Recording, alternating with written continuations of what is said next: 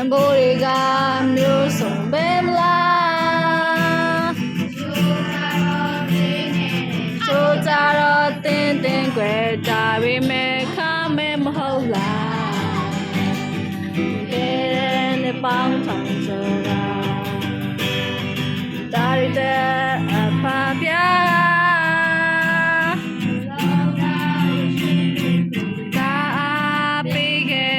ဒါပေမဲ့ခမဲမဟုတ်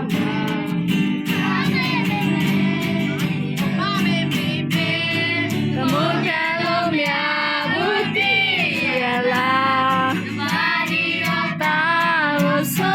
နေပြ